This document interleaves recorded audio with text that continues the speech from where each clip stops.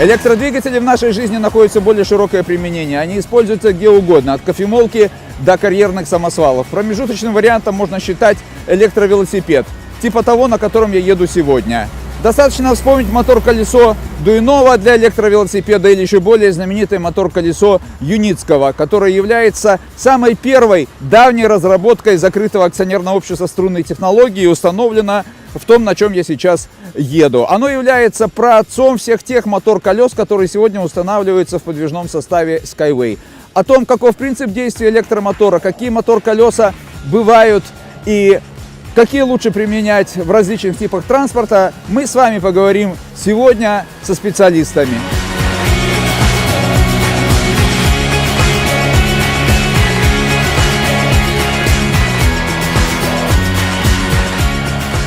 Электрические ступичные двигатели, называемые также мотор-колесами, были запатентованы еще в 80-х годах XIX века.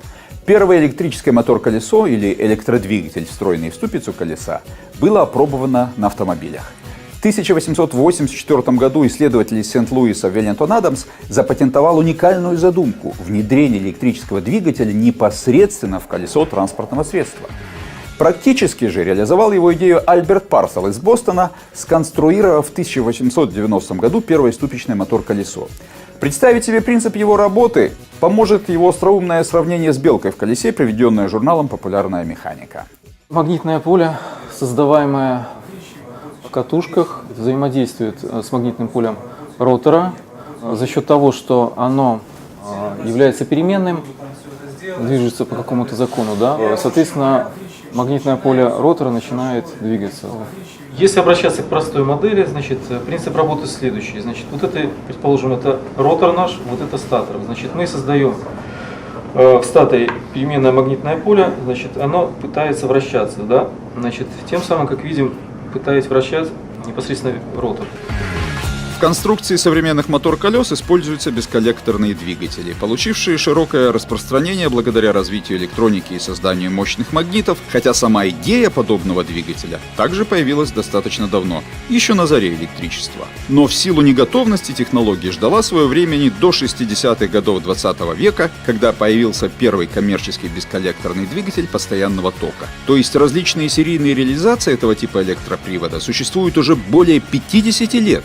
Мотор-колесо представляет собой комплексный агрегат, объединяющий колесо и встроенный в него тяговый электродвигатель, силовую передачу и тормозную систему. Таким образом, каждое мотор-колесо имеет индивидуальный привод.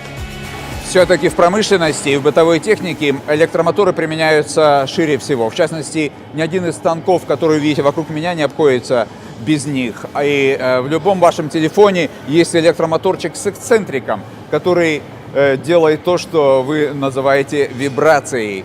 В транспорте не так широко используются электромоторы, а мотор-колеса вообще практически применяются в уникальных случаях, типа тех, которые мы обсудили выше. Тем не менее, в ряде случаев именно применение мотор-колес дает неоспоримые преимущества. Об этом мы и поговорим сейчас. Транспортные средства с электрическими мотор-колесами обладают целым рядом преимуществ перед традиционными. Это отсутствие множества сложных и тяжелых передаточных механизмов между двигателем и колесом, сцепления, трансмиссии, приводных валов и дифференциала. Также это отменная динамика. Компактные и легкие электромоторы способны развивать максимальный крутящий момент с самых низких оборотов. Помимо того, использование мотор-колеса значительно упрощает конструкцию системы регенерации энергии торможения. И, что немаловажно, у мотор-колеса нет конкурентов в обеспечении активной безопасности движения. Все продвинутые электромеханические алгоритмы легко прошиваются в управляющее программное обеспечение и воздействуют на каждое отдельное колесо. Однако нет достоинств без недостатков. И поэтому за все эти преимущества мотор-колесо расплачивается не менее значимыми недостатками, основными из которых являются их размер и масса. Тем не менее, инженерам закрытого акционерного общества струнной технологии удалось преодолеть эти две главные проблемы. Во многом это получилось за счет выбора синхронного электромотора и новых магнитотвердых материалов, спеченных на основе сплава неодим железобор, имеющих преимущество перед магнитами на основе самария и кобальта по энергетическим показателям. Это в сборе мотор-колесо нашего подвижного средства от Юнибуса. И, как здесь видно, оно состоит из, собственно, колеса, непосредственно самого двигателя плюс тормозной системы. То есть это все вместе, это мотор-колесо в сборе.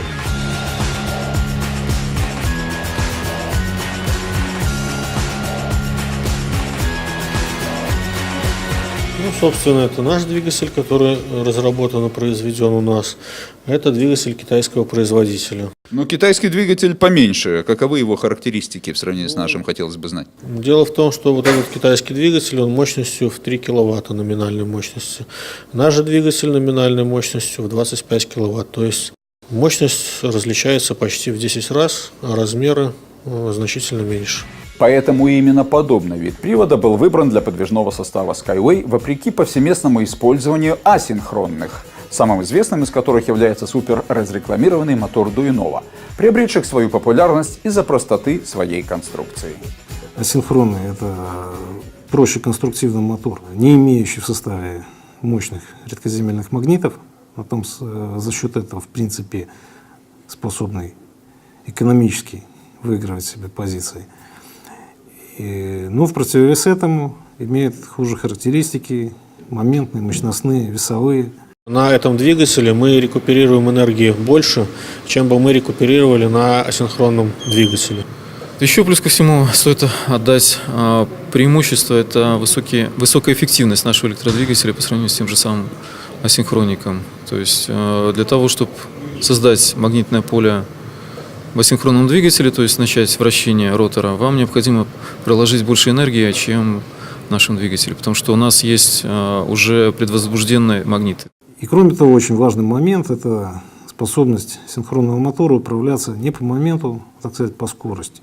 То есть правильно настроенный инвертор, имеющий векторное управление, способен с точностью до 1 или там даже до 0,1 оборота в минуту поддерживать заданную скорость, независимо от нагрузки на них.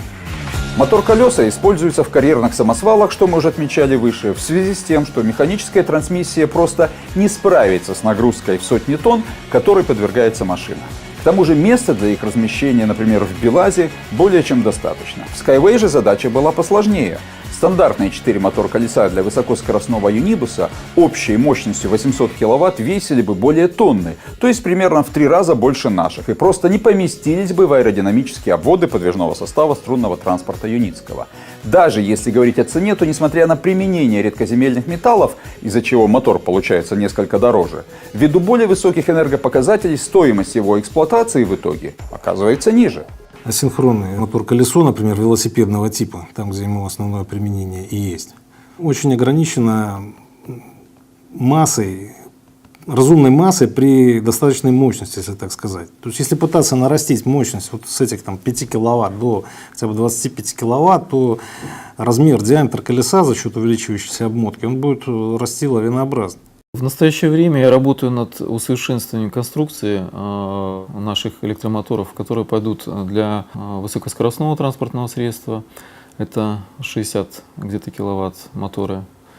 Вот. Ну, Юникунта это 35 киловатт моторы. Это контейнеровозы, да? Да, контейнеровозы в частности, совершенно верно. В данном случае это картина электромагнитных полей. Я моделирую электродвигатель и рассматриваю, как его можно усовершенствовать, где снять материалы, где увеличить, чтобы получить приемлемые массогабаритные показатели.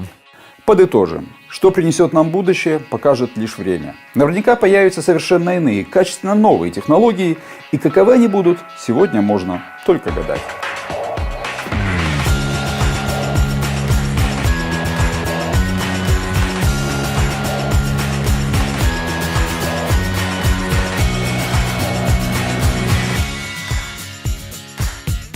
Однако на сегодняшнем этапе их развития можно с уверенностью утверждать, что коллектив закрытого акционерного общества «Струнные технологии» под руководством генерального конструктора Анатолия Юницкого создал наилучший тип привода для подвижного состава Skyway, и пока это мотор-колесо с синхронным электродвигателем собственной конструкции. Подписывайтесь на наш канал YouTube, следите за обновлениями новостей на нашем официальном сайте, поддерживайте наш проект, и тогда вам не придется крутиться, как белка в колесе. Строй Skyway! Спасай планету!